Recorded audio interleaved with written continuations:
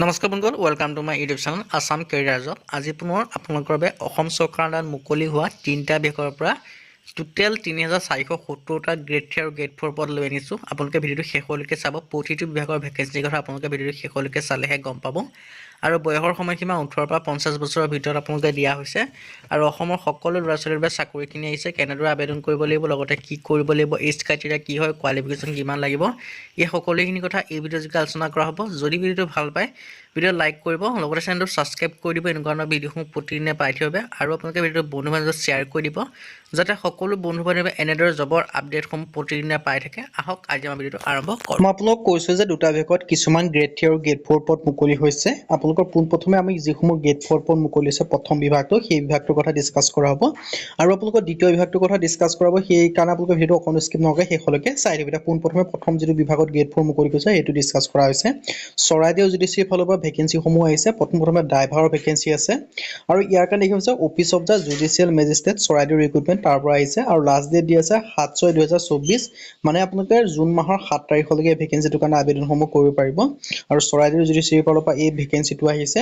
আৰু ইয়াত driver post আছে এটা, আৰু ইয়াত দৰমহা দিয়াব 14,000 পৰা 60,500 টকা। লগতে গ্ৰেড পে থাকিব 5,200 টকা।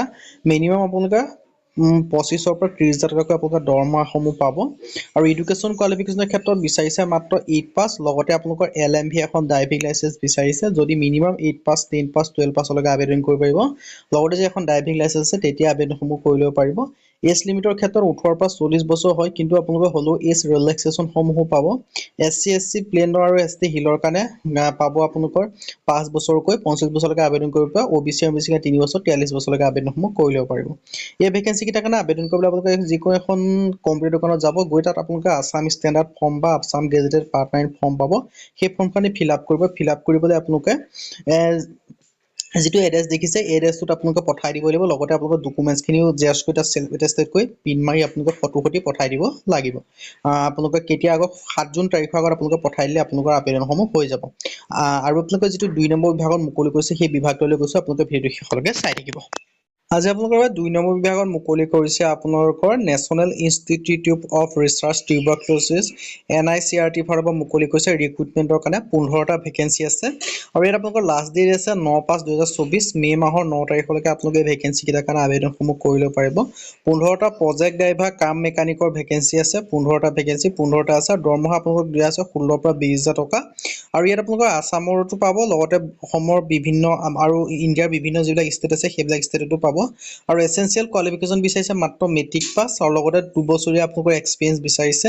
আৰু বয়সৰ সময়সীমা 25 বছৰৰ ভিতৰত হ'ব লাগিব। যদি আপোনালোকৰ 2 বছৰীয়া এক্সপিৰিয়েঞ্চ আছে দেন আপোনালোকে আবেদনসমূহ কৰি ল'ব পাৰিব, আৰু মেট্ৰিক পাছ হয় যদি।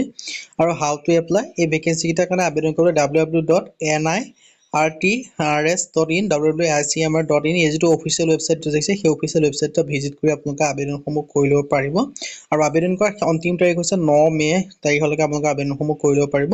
আজি ভিডিঅ' ইমানে। যদি ভিডিঅ' ভাল পালে লাইক কৰিব, লগতে চেনেলটো ছাবস্ক্ৰাইব কৰি দিব। এনেকুৱা ভিডিঅ'সমূহ প্ৰতিদিনে পাই থাকিব। আজিলৈকে প্ৰতি ভিডিঅ' লগ পাম।